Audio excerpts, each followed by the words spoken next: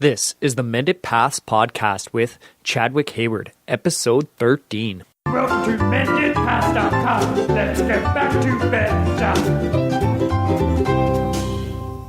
Hi, Path Menders. Thank you so much for tuning in to the 13th episode of the Mended Paths podcast. This week, I bring you my discussion with the amazing Josh LaJaunie. Josh is a self-described plant-eating, miles-logging WHODAT from the Bayou Lafourche with an appetite for life. He is an inspiration after truly mending his own path. Weighing over 400 pounds, Josh started his journey because he wanted to lose some weight, but more importantly, to shake things up a little by providing some change in his life as a way of coping with a stressful period. However, the path he started down turned into so much more. Now Josh is an ultramarathoner with many races in the rearview mirror.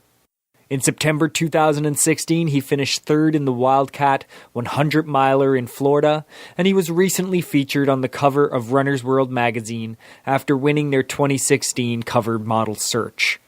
Well, thanks so much for joining me, Josh. It's fantastic to have you on the show. Cool to be here, brother. So, your journey started in bits and pieces about 5 years ago. Where were you, let's say, 2010? What did your life look like at that point? Life was a party. Life was like a lot of good stuff going on in 2010. I was still like quasi newlywed. I'd only been married since 2008. That was still something, like getting used to that, but really happy, and I'm still very happy. Awesome. But it's just that's a new part of your life. I was also in the third year of going back to school and getting my degree as a non-traditional student. So I felt really good about myself for going back and achieving that accomplishment. Yeah, that's awesome. And also in 2010, early 2010, the Saints won the Super Bowl. I'm a huge Saints fan, huge New Orleans Saints fan. Been a Saints fan my whole life, and we got season tickets in 2006 after Katrina, and it really it pulled me even closer into the organization. It made it more visceral, because I participate in that crowd noise that happens on 10 times a year during the football season. And so in 2010, wow, the Saints won the Super Bowl. That was kind of a big deal, that's kind of like the Cubs or Red Sox, in baseball. Is no, that's not supposed to happen.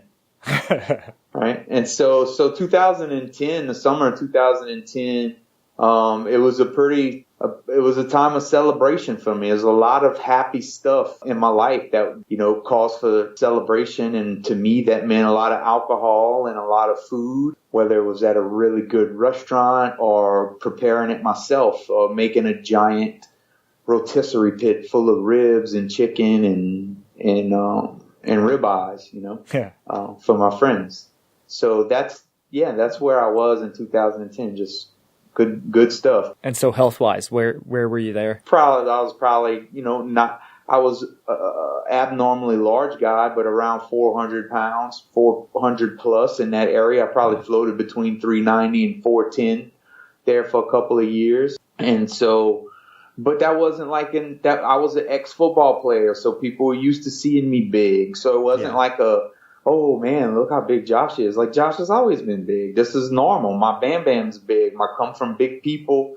I'm supposed to be big. This is my big? identity. My grandfather, I call him Bam Bam, excuse me. Bam Bam, okay. Little context. Yeah, he's my mom's dad, and has been the patriarch of my family my whole life. And he's, 6'2", 380 my whole life. So there was nothing.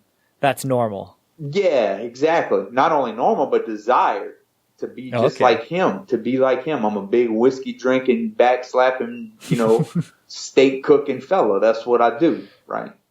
So you decided that you wanted to change at some point. What led to that change if that was a normal type of lifestyle for you? Well, my normal answer to that is that I was going back to school and I wanted to look better in a suit, and a lot of those things are all true. at the same time, I was dealing with a lot of personal stuff in my life, and my grandfather needing more and more of my help, and a lot more stress on that front, and dealing with other family members, and struggling with divorce in the family, and all of the politics that goes with a cleavage of that type. It's a lot of stress. Yeah, it was lots of stuff going on, and it was just time. Here I am getting my degree. Something that I didn't really think was going to happen, but maybe it's time to do some things different, some things that don't even seem tangibly connected to the things that are bad in my life right now. But let me just try to change some stuff, and I really committed to going to the gym with my friend Jeff, and I got a lot of frustrations out, a lot of worry and angst. Was bypassed by going to the gym and going to eventually my running, and that sense of accountability with your workout buddy and all of that stuff. That really sort of kicked off. So it was a de-stressing agent for you. Yeah. And on top of that, earning my degree, there was a lot of stress involved with finishing this thing off properly when I'm being heavily distracted with life and business at the same time, and negotiating different things to achieve certain outcomes and all of that type of stuff that's going on in my life at the same time. In 2011, yeah. So you start going to the gym. Was that really the beginning of your change? Yeah, that was the beginning of this one. I'd done it over and over in my life. Go to the gym, lose some weight, lose interest, gain some weight, eventually get so much more weight put on that you decide you need to do something with yourself. Like the typical yo-yo. Yeah, it's usually in a self-deprecating way, like, you fat piece of shit. Yeah. You need to get your act together. What is wrong with you? Yeah. And that sort of stuff is, in retrospect, that's a lot easier than the actual pragmatic behavior changes. It's a lot easier to just really curse yourself lower than a dog than it is to be pragmatic and go, okay, what are the things that I'm doing that are creating this outcome? And let me start addressing those one by one. And going to school, it really sort of put me in that mindset, doing case studies and doing group work with people on different projects and stuff in school. And so, in a lot of ways, I just kind of became a lot more pragmatic about the approach on this go around. I think that's a main, that was a huge difference between this time and the last couple of times. Okay. It seems like, people fall into that negative self-talk pretty quick in their own heads. Yeah. But it was your university experience that taught that problem identification and breaking it down to its fundamental root causes. Right. I'd been doing the self-deprecating since I was 12. And I mean, where am I now because of it? What has it gotten me? So maybe it's time to do something different, right? Okay. And so that different was just going to the gym, and you said running as well. So you started running at that time? Yeah. Running and going to the gym and being fact oriented with it. More pragmatic, in other words, like reading about how to lose body fat and reading about what circuit training is and how 3 sets of as heavy as you can lift it, 3 sets of 10 of heavy as you can lift it, like in the football weight room, doesn't necessarily translate to a person becoming fit and losing weight and efficiently and doing the types of things that I was now trying to do in my life. So doing that, being pragmatic about it, led me to less weight and more aerobic exercises and spiking that intensity with circuit training and stuff like that, which eventually led me to the outdoors and trying to do running, because running was so laborious to me that I knew that it had to be doing something, because had to be a hell of a workout, because it freaking sucked when you're like 380 and it's August, Yeah, it gets hot in Louisiana. Oh, yeah, exactly. And I was like, this has to be worth 5 of my weight workouts. And really it is. It's kind of like, it's like 2 or 3 of what my weight workouts would have been. So running really became an Calorie-wise. efficiency thing. Exactly. It was a hack at first, right? And so did you change your diet? No, not at first, not at all. Not at first. So Not at all. what led you to, like, how long did you incrementally add more running and working out and that kind of stuff? Like, what was your experience with that? Yeah, the running kind of took off after in 2012, early 2012. I ran my first organized race. Okay. At the Crescent City Classic in New Orleans, and that was real. That was an eye opener for me. Like, I enjoyed being in that huge crowd of people. It was very Mardi Gras-esque almost. It was like all the people, like being in the same space as all these different people from all walks of life, and they got the streets closed off just for us, and we're going and we're suffering this thing out together and going and doing it as a single, like, biomass, crawling through the French Quarter and out to Mid City.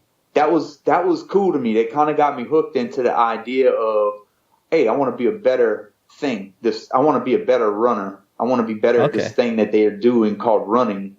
And so I bought more into that. And as I started doing more of that, what I was putting into my body, both for becoming lighter and for being just generally healthier and helping my recovery and all of those things. As I became more and more in love with running, what I was putting into my body became more and more important to me. And so that happened. I started before I really did anything with going plant-based or anything of that nature. It was just, eating clean, starting to get a pull away from all of the processed foods, the stuff that came in boxes. That was kind of like the first step that kind of started to happen. You were being more cognizant of what you were more eating. cognizant. And I was like, what? I'm not working out so I can eat like an ass. Like, that's technically kind of what I was doing. I was like, hey, I lost 100 pounds and I still eat like a slob. This is awesome. And so that was about a year that it took to lose your first 100 pounds? Yeah, exactly. Right. Okay. And so I was like, but what I didn't realize at the time was, as my weight dropped, that default calorie burn that I would have just as a baseline throughout the day went way down. So I could technically still have 3,500 or 4,000 calories a day, whatever it was. I wasn't counting. And do all of the running and lifting and stuff that I was doing throughout the day, added on with my big heavy body, and still be at a deficit and still lose weight as I would go, and still have stuff like, peanut butter fudge and hot dogs and Burger King and milkshakes and stuff like that. I just ate less of it. Yeah. How much were you working out at that point? Like an hour a day? I would go twice a day usually. Yeah. Oh, wow. Okay. Yeah, I would probably work out and run a little bit in the morning, and probably on my way home, probably hit the gym again in the afternoon, but not run in the afternoon. Okay, so you were burning a lot of calories.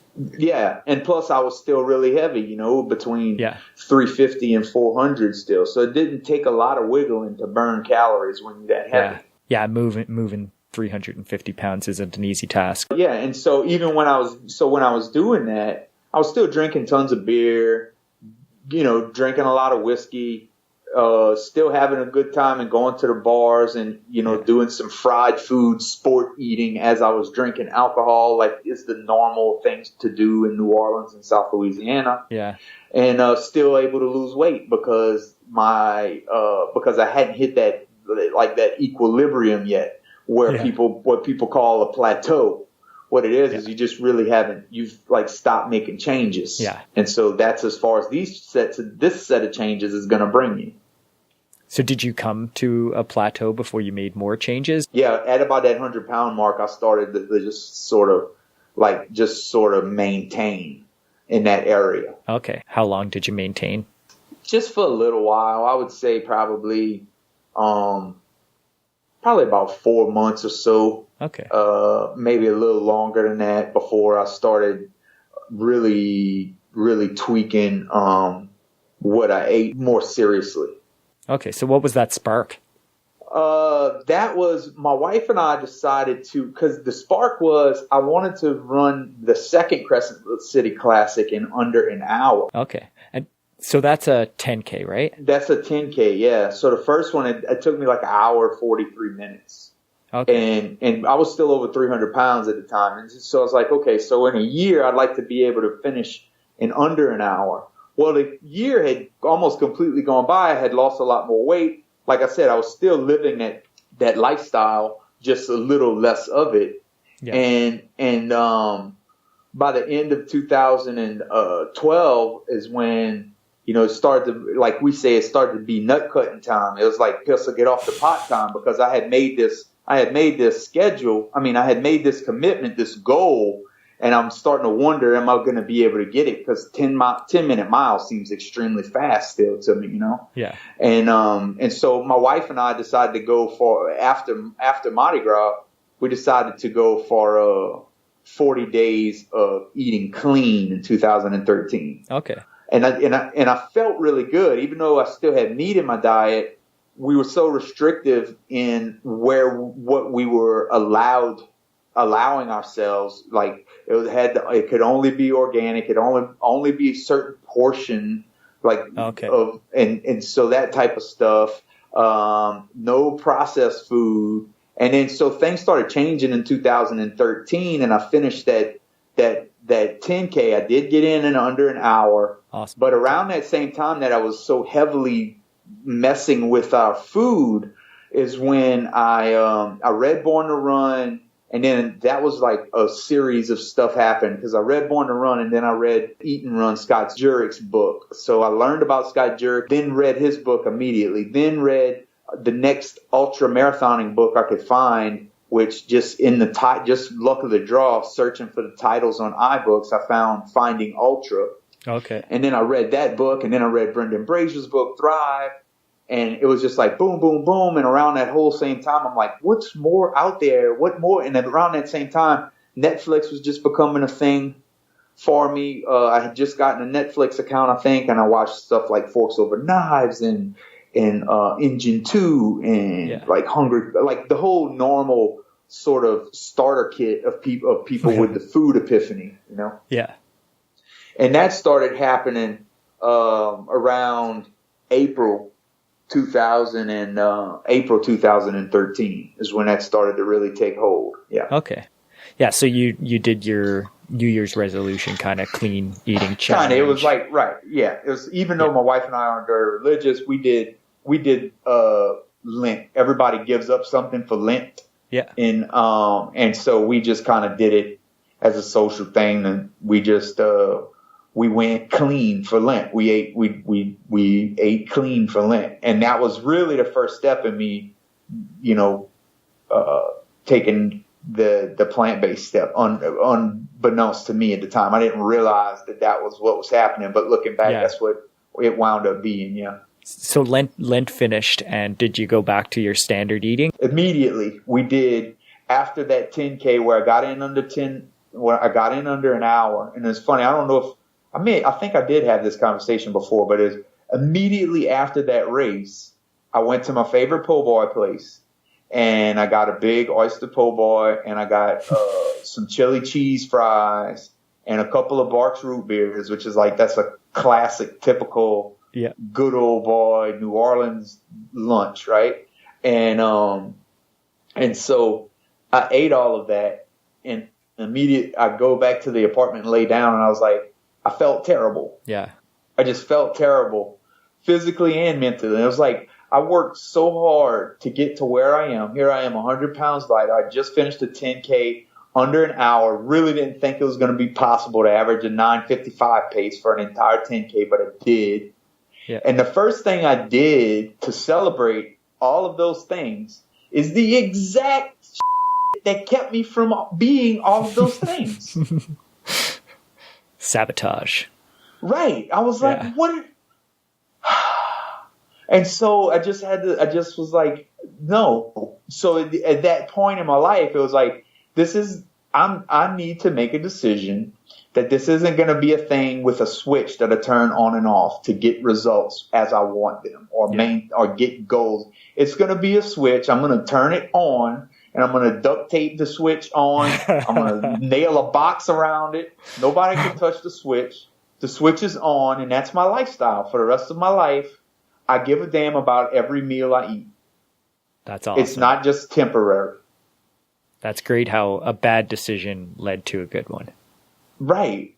And, but it's impossible without support under your own roof. It's so, not impossible, but it's so difficult. And I just thank my stars every day that I had somebody she's just like right there with me, whatever crazy. Okay, you don't want to eat meat no more? All right. We'll throw all the milk away. She was, she lagged behind me on the dairy for a little while. Okay. But meat, immediately, she was right on board with me. Right. So it makes it a lot more doable when the person that matters to you the most is like, you know what? You got a point. Let's do it. Yeah, I could totally relate to that. My wife and I kind of leapfrogged with like who is more intense down this path. I'm definitely the intense one. She tries to every day to like, I am now. Hey, let us throttle just a tad, brother. Let's relax. She started it and I was slow, and then it's like, okay, then I got into it and leaped ahead of her, but I would cheat more, and then, so right. And, yes, and now Josh, it's like, this muffin has oil in it, I'm pretty sure, but I'm in New York City right now. We're in Manhattan. We're walking around, like, relax. Let's chill. And I have trouble trying to find that balance and that middle ground sometimes. Yeah. But having a rudder, that doesn't mind being strong and is important. I find for me, like, I know a lot of people do like that kind of special treat kind of thing, but I find for myself it's the slippery slope gets me. So yeah, I'm a fat guy. The slippery slope gets me, man. I know how I can extrapolate out having 2 Oreo cookies to a week of crap. I will eat the entire box of cookies. And my wife does not have. My wife would eat 2 out of a whole sleeve and let them go stale in the pantry. Yeah, that'll never happen with me. I couldn't get to sleep that night. No. If I knew I had open Oreos in the pantry. Oh, that's why I gave up drinking, man. I used to say 1's too many because 10's not enough. Yeah. Right? And I'm lucky. Food was my thing. Drinking, as much as I drank, and I drank a lot. I'd never, not once. It was almost like a relief to not drink anymore for me. Because I just had done it so much, and it meant so many things. It meant staying up late. It meant being hungover. It meant spending lots of money, because when you develop the tolerance that I had, I mean, it was like a half gallon at least a weekend, plus all of the beer, plus the bar tabs of riding around. Like, it was just insanity, right? Yeah. And so going, you know what? This alcohol's really killing my weight loss. And in almost using that as an excuse to step away from it, it was very liberating. And I still enjoy hanging out with my friends. I don't know if they enjoy me as much, but I don't. That's not my problem. I love them. I hope they do, kind of. Sometimes I still make fart jokes and stuff, so hopefully I can still get a laugh out of them every now and then, even though I'm not inebriated. Yeah. But I still enjoy going out and having a glass of, just a glass of seltzer water with a lime in it, and maybe have a beer, because I never really had an issue. My issue was at the Taco Bell drive-thru, or that's really where it was out of control. It was out of control. It was just really out of control, and I think a lot more people have it. A lot more people are in out of control mode than they're willing to let on these days with food. And I think a lot more people are food addicted than we realize, or even those addicted individuals realize. And people make a ton of excuses for their rationalizations for their addictions. Tons. It's culture. It's my birthday. Grandma died. Whatever she wanted, bingo, whatever. Right. Yeah, it's easier for me to set a rule, and then it's either for the rule or against the rule. So it's like I don't eat the black and white, and that's I learned that right. I learned that a lot from listening to Rich Roll. Rich Roll put things in those terms, and that was how I was because that was one thing that animal products did for me in the food realm was it gave me something to turn off. Like you can't stop eating, no, but it gave me a thing not over to say never again to. Huh? You can't stop. You can stop eating, but not over the long term. That's exactly right. No, you'll die. You could fast for a day or two, but yeah, and I still do. I think that's probably really normal. Is to like I can't see wild humans having food 3 meals a day. I just don't see that being a thing. So I don't want to get off topic, but I think that that's probably a good thing and part of our natural, biological rhythm to go without from time to time. And Absolutely. We have to do that on purpose these days, and we call it fasting. Yeah. Right. So, but yeah, you can't turn food all the way off. So what the meat and dairy did, because it had this real logical ring to it to me that, hey, look at us. Look at the type of animal we are. We got more in common with a squirrel than we do with a lion. I'm sorry. We have more in common with, we look at what we are. So it sat really logically that, okay, yes, meat sometimes, but is it a prerequisite for human health? No, it is not even close. Yeah. Matter of fact, gone overboard, and overboard is way less quantity than what we think it is even worse, orders of magnitude worse than not having it at all. Right. Yeah. And so that really sat with me. And then the dairy thing was a real no-brainer. It's like, yeah, okay, that's kind of dumb that we do that. I don't think we need dairy, and it's like this indulgent food, and we turn it into cream and butter and milk and cream and butter and ice cream and all of these things that are just like liquid fat essentially. Yeah. And so that was that one. So I was like, okay, so meat and dairy off forever. And I was able to do that. And then as I did that, you still obviously entertaining the crappier vegan food. Yeah. Because your new rule is just no meat and dairy. So that leaves room for all the Oreos and the processed jams and breads and nut butters and all of these unctuous, delicious things. And maybe it's okay to have that to be a lily pad from one station to the next, so to speak. But yeah, then you have to learn about inside of there. Right. Exactly. But what it did was it did allow me that switch, to be able to turn something into a black and white. And, I've developed other switches along the way. Some don't get turned all the way off. Right. Did you see your performance improve? Yeah. Oh, immediately. Right. Immediately, weight started coming off. And I was hard pressed to, my running got better, but I also got stronger. So I didn't really I never let up. Not letting up, saying that phrase, I didn't let up, sounds like it meant like I was toiling away or something, but it wasn't. I was in love. I was like, it's like I couldn't wait to use this new body that was starting to be able to do stuff that I never thought I could do before. I could totally relate to that.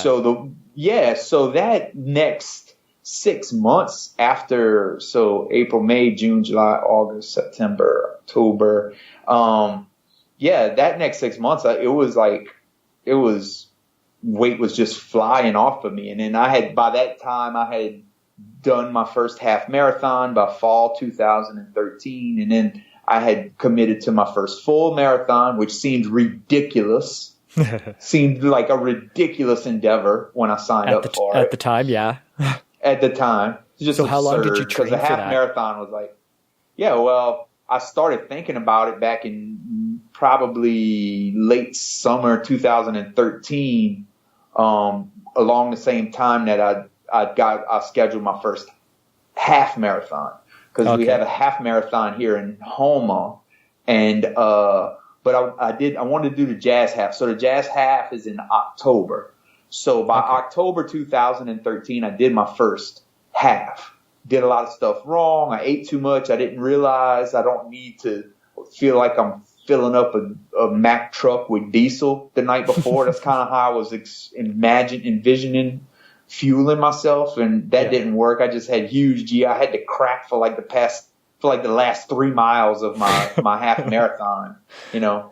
And I was like, not a fun experience. That was wrong. Yeah, that was wrong. Bomb, try again. So November, I did the Homa half here on the Bayou in Homa, and I did that one in under 2 hours. So I was like, nah, that's okay. Awesome. Right direction. Here we go. Yeah. And so, but I was doing those races because I knew I had signed up to do the Rock and Roll 2014 in New Orleans for the first time. That was going to be my first full marathon. Okay. And it was still scaring the hell out of me because I did my first 20 miler, I think late November, maybe early December, maybe, before I did my first 20-mile run.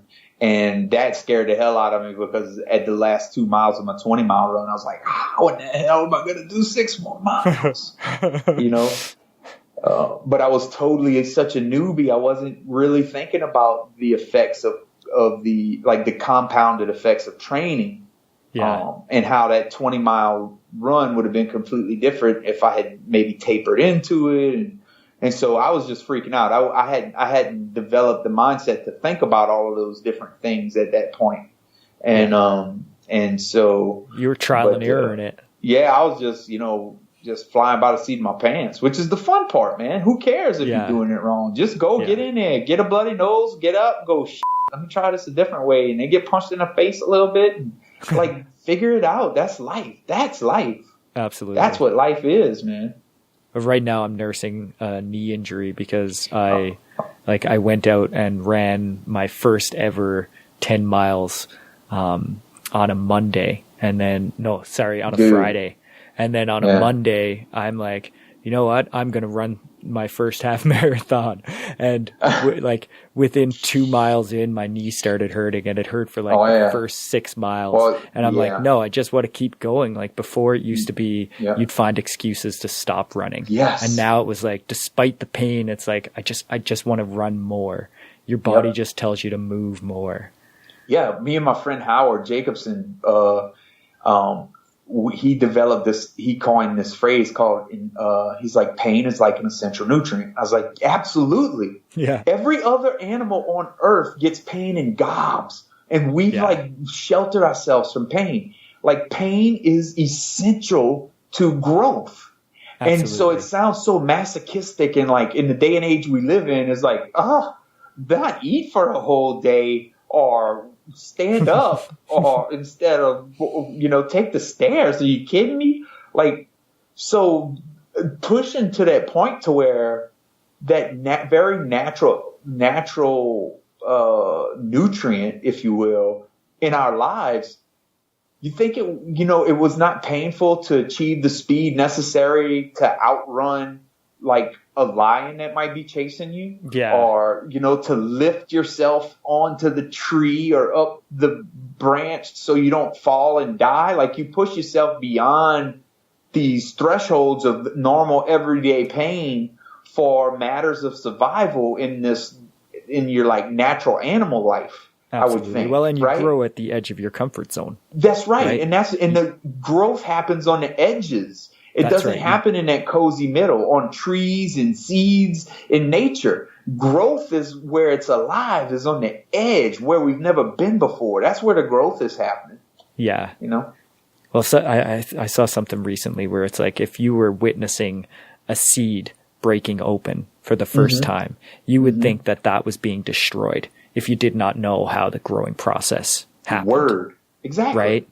So you've got to break through something in order to grow. That's exactly right. Yeah. And your first 10-mile run is a great example of that because it is a painful son of a gun, man. It hurts. It hurts. That double legs hurt just a little bit. Yeah. I'll never forget mine. I looked like I was crippled. I look like I'm crippled right now because I have a low back thing right now. My lower back is in a knot.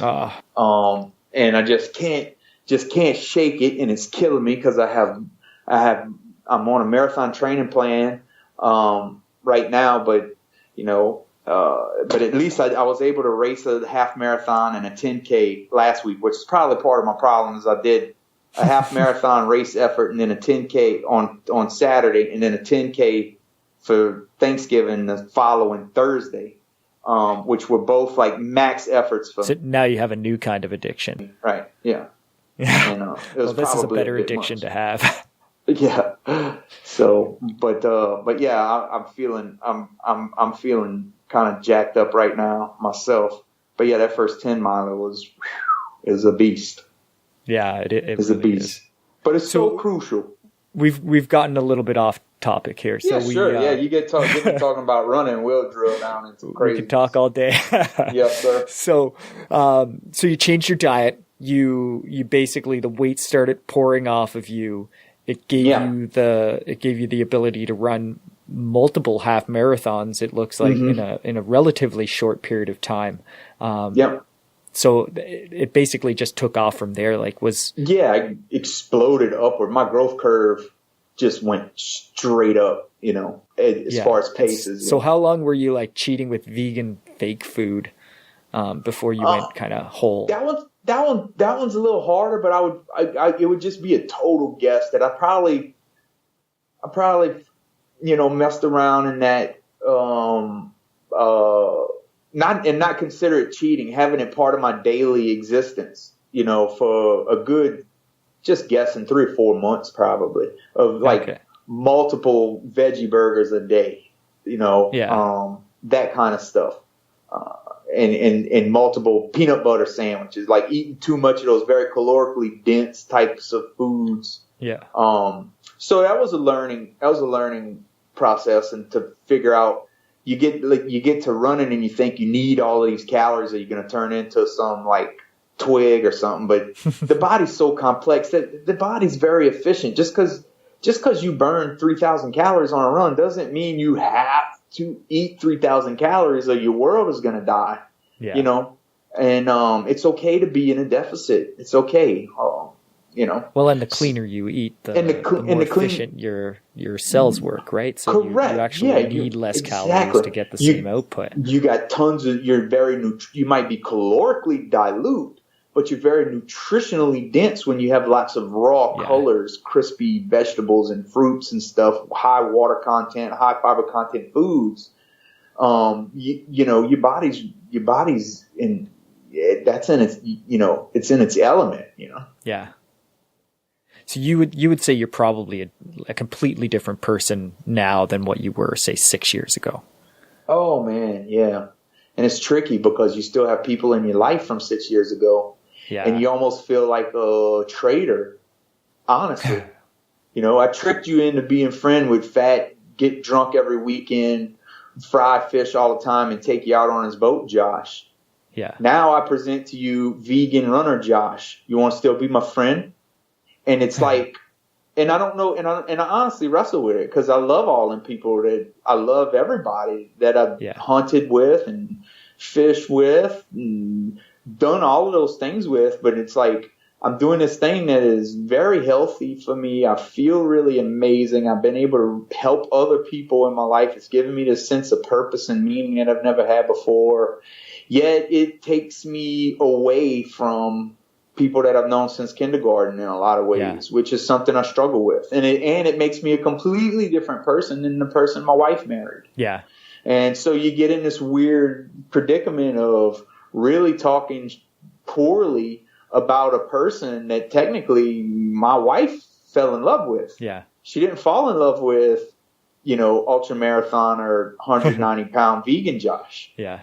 And so you forget about those things when you're the person. You forget about those more tangential sort of side effects of change. And they all matter and deserve energy and attention. But you have to be prepared for the randomness of what is, So does your wife run? Yeah, she runs, and she runs honestly begrudgingly because she, she's very competitive. And even though she can't run with me, are as fast as me, in which it kills her, but she can't. She does do it because she doesn't want, I think deep down she has that, a little bit of that competitive spirit is driving her to keep up with it. And the other thing is, I think she really believes what I'm saying when I talk about how it's important to do things that make you uncomfortable physically. Yeah. She might disagree with me on thinking you should love it so much. She thinks that you can do it begrudgingly and still have wonderful effects of it, and I think that's mostly true. But I still think you should make it your life's mission. It's better to do it begrudgingly than not to do it at all. Yeah, exactly. And so she does all of those things, and she does them really well. She beats herself up, but she's really consistent. And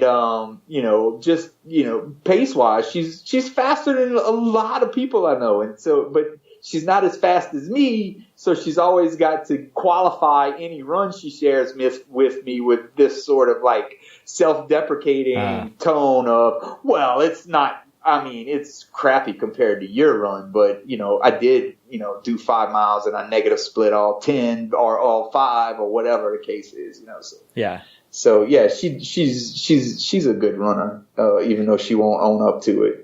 So it's a matter of setting appropriate goalposts. Correct. Right. Not to be racist, but there's no way I should compare myself to a Kenyan runner because I'm never going to be good as a Kenyan runner. Yeah, it's not even race. It's just fact. It's like factually, there's just fact. There's biological fact. There's societal fact.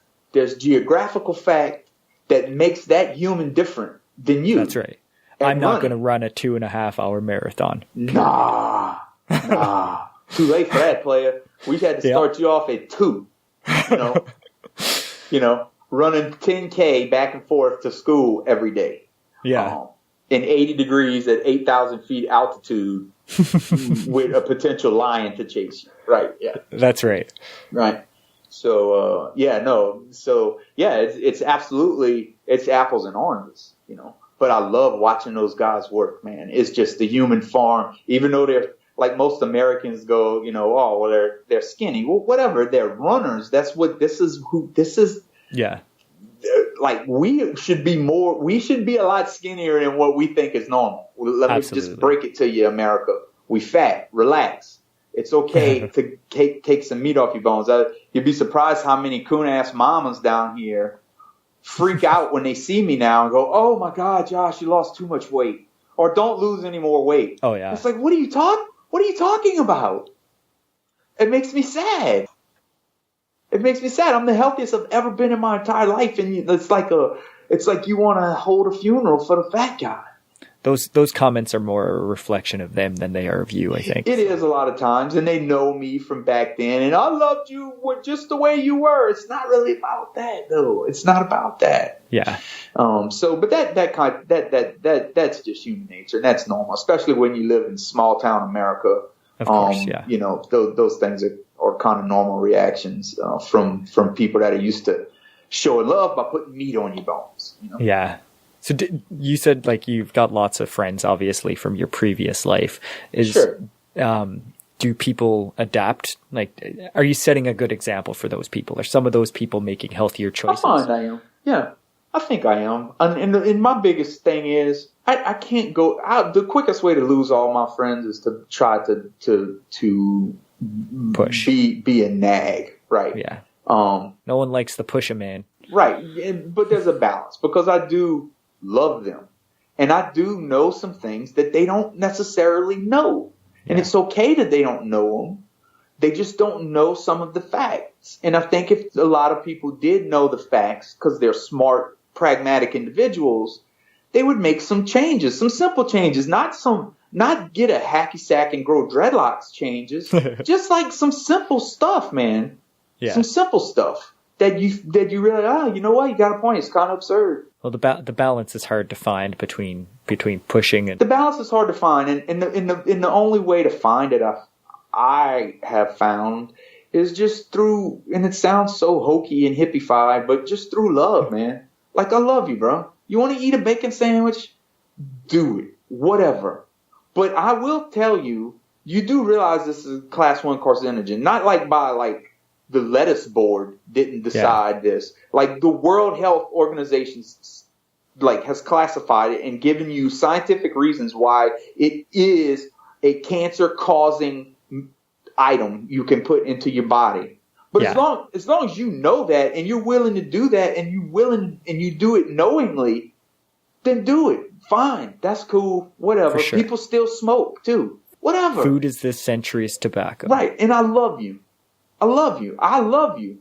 Yeah. That's part of the reason I'm an irritating ass a little bit about the food sometimes. But so that's that. You got constantly wrestling with that, you know? Yeah. Constantly wrestling with, should I just keep my mouth shut or should I say something that is weighing heavy on me right here? Yeah. And so that's a dance.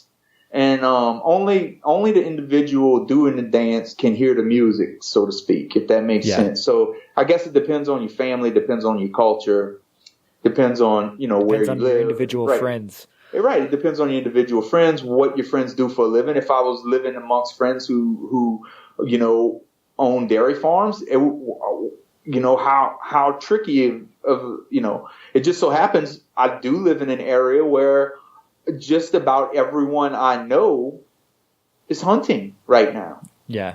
And I don't feel animosity towards those guys. I don't want to like lash out at them because they're posting a picture of a dead deer that they killed. And that takes a lot of vegans back a little bit. I think a lot of vegans are uncomfortable with how comfy I am with hunters in general. But you got to understand, I went to kindergarten with these guys. I did this stuff all of my life, my damn self. Well, the trouble with those kind of vegans are they're angry. Yeah. Right? And you don't seem angry. Right. It's attached to dad. It's attached to parent. It's attached to my grandpa. It's attached to all of your godchildren and being a good example for the next generation of family coming up behind you. So you don't change any minds by screaming at people. Right. No, exactly. Now, hunting lions and giraffes and stuff, that's not what I'm talking about. These people that I'm talking about, they're hunting deer on the weekends and pigs, maybe hogs and ducks. Yeah. And they're eating these things, right? It's a different ball game. And what hunters do is way different than what we do to have to animals, to have like dollar stretcher beef at the grocery store. Absolutely, yeah. Or the animals we eat at fast food restaurants. Those animals are tortured, you know, compared to what happens in the woods on a fall afternoon or morning, you know. Absolutely. Mm-hmm. Yeah, I don't advocate for hunting, but it is much better than factory farming. It's much better. When you boil it all down, the protein, animal protein. Yeah. But and none of it's really good for you in quantities above whatever that magic number might be, whether it's 5 or 10% of overall calories or 20%. Yeah. I don't know what that is. I choose 0. Because it's not detrimental to my health at all. I find it easier to just not have stuff in my food. My food doesn't spoil if I accidentally leave it on the counter overnight, which happens when you're absent-minded. So there's a lot of benefits to me besides just, you know, animals' lives. Yeah. To not eating any animals at all. Yeah, for me, the change was health. It was like the animal welfare side of things is really an added benefit, but that really wasn't the. And I've been beat up by vegans. Like I've been beat up by vegans over it. I'll tell you. Yeah, I don't make a habit of unfriending people. I really don't. And I've friended tons and tons of strangers since that first Rich Roll podcast. Yeah. But the only people who I have unfriended have been vegans. Ah. And that speaks volumes, you know, and it's only been 2. and that's why it's like, I struggle with using the term vegan. Me too. And it's a shame because I love the word. And I think the word should mean something than what the current, keepers of the word say it should mean. Yeah. And I think there's a wrestling happening there. I think there's some some more pragmatic, logical individuals maybe wrestling that V term from the grasp of its current whatever. Well, if you do some research on it, I think that wrestling actually started like right back at the beginning in the 1940s or something, when the first Veg Source. You saw that? Have you seen that Veg Source video on YouTube about the history of vegan? I think that might be the one I'm referring to. Yeah, dude, it's amazing. Yeah, it's great. Yeah, and that's what it gives me a lot of solace in my stance, because before I felt like a fraud vegan. Yeah. But seeing that, I was like, oh, yeah, okay, right. Okay, I feel more comfortable using the term, even though when you do use the term, you invite criticism from quote unquote real vegans when you hashtag something with it or blah blah blah. Call There's yourself just a lot of stereotyping that goes along with the term. Yeah, and it's like, dude, we got bigger fish to fry. Pardon the pun. Absolutely. Than you know this minutia, my friend. Yeah, and that's why I try to stay away with it. Like, you almost need to like define what you mean when you say it before you say it. It's like, I'm going to use the term vegan, and in this context, I define it as meaning this, right? And it's too much work. Yeah, exactly. So anyway, so someone's listening right now, and they're looking to change their life and mend their path. What's the advice you would give them? You got to understand. And you have to, it sounds so hokey and it sounds so childish and simple, but you got to start loving yourself, man. Not convincing everybody that you love yourself. That's an easy one. And that's a cop out, and that's a trick. Yeah. Really digging yourself enough to where when you are you are the only person that can see you. You love yourself enough to make those behavior changes, to create those outcomes that you say you want. Until you love yourself, those correct decisions in the absence or a vacuum of judging eyes, that's where the difference gets made. When nobody's looking. And that's important. That only happens when you become really a real good friend of yourself, and you don't want to let yourself down. Forget about letting others down. I don't want to let me down. And that's a critical step, whether that's food or exercise or substance abuse or whatever the case is. That's a biggie. That's a biggie that I think a lot of people skip and try to hack their way around. Yeah. And that's why things are temporary a lot of times. Yeah, the underlying issue has never been solved. So yes, sir. They'll do something for a period of time, but then fall back to old habits. And a big part of that self-love comes from having the right community of humans around you. And that's what running has done for me. Is it's not like I decided to go leave my old friends and get a new set of friends. Even though in reality, someone could make the argument that's exactly what I did. Yeah. But what I really did was I started doing this thing that made me healthier and feel better about myself, running. And inside of that, I, clumped up with like-minded individuals. Yeah. And, there's been some crossover. Some people from my old life are now runners. Right? Which is awesome. And that's beautiful. I love when that happens. I love when that happens. But I would go to a deer camp tomorrow with somebody. I wouldn't go kill a deer unless somebody told me that Great Danes will live for 20 years if you give them fresh raw deer meat. Okay. I don't think I wouldn't be, because I would love to have my Great Dane live for 20 years, Yeah. But other than that, I'm not interested in eating deer, so I wouldn't go and kill anything. But it wouldn't make me uncomfortable to be around people skinning deer and barbecuing, and I would love to be that. I still don't mind that environment at all. I think the other people are more uncomfortable than I am, which says a lot, actually. Yeah. Again, a reflection of yourself, right? So I actually relish the times I get to go and be in one of those situations where I'm the only one not doing X, whether it's crawfish or barbecue or eating gratons or whatever. It's something to be said to be the nonconformist in the group. Yeah, it speaks pretty loudly without ever really saying a word. And if you're the type of person that, you know, truly loves these people, then people take notice and go, well, why? It must be a big deal to him. Why is it such a big deal? Yeah. And then you never know what seeds get planted without ever saying a word. And so that's why I don't cave when it's Mardi Gras or whatever. I'm on all the time. I duct taped that switch a long time ago. And this is you. This is me. Yeah. I'm totally comfortable with it. It's brought me places I would have never imagined.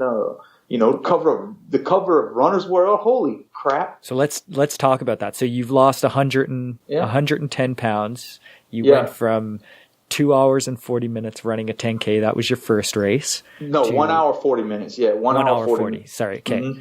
And then, so like, what's the longest race you've run now? 100 miles. 100 miles. Yeah. So I did a 100-mile race on September 3rd this year. Wow, that's incredible. And yeah, a cover of Runner's World. Yeah, like, cover of Runner's World. You know, I did my last marathon. I ran in 3:20. I just broke 1:30 and a half last weekend. The weekend before Thanksgiving. And then I did 39:42 for the Turkey Trot 10K this past Thursday. That's incredible. And so that's four years of training running. That's just, I hate even calling it training. It's me having fun with my friends, going on 20-mile runs and getting up, and I enjoy this. I have a group of people that meet pretty much as a default every morning at 4:30. And, you know, we might not all run the same speed, but we'll all start together and we all kind of finish together and stretch and shoot the shit, get caught up. And we are our own little family, you know. We're our own little nucleus and that's that accountability. That's that I don't want to let myself down, of course, but I also have this community of like-minded people around me that I don't want to let down either. I want them to remember my face. Surround to yourself be part with people who are pulling in the same direction. Exactly. Yeah. And so these things, getting faster, running longer, have all just losing weight, had all just been a side effect of really just surrendering to running as something I do. And loving you. Yeah. And loving me, letting myself have my running. Even when it doesn't seem like the most prudent thing to do, let myself have a run anyway, even though I probably should get up and go do X first. Yeah. No, I'm going to do this right now. Prioritize health. Yep. Even if it means I got to wake up at 3:30, which I do wake up at 3:30 a lot. But that's just how we roll. That's what we do. Well, that's awesome. Thank you so much, Josh. It's been incredible talking to you. No, same here, man. I really enjoyed the conversation. Appreciate the call. Awesome. Thank you. All right, brother. Peace.